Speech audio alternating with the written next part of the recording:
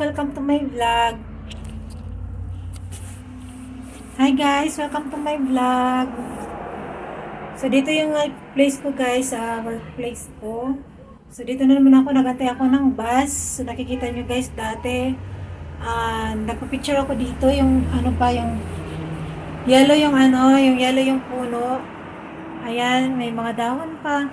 Tapos nung nakaraan, ano na siya, wala na siyang dahon, yellow na. Ngayon, ano talaga guys, snow na dyan dito guys, oh.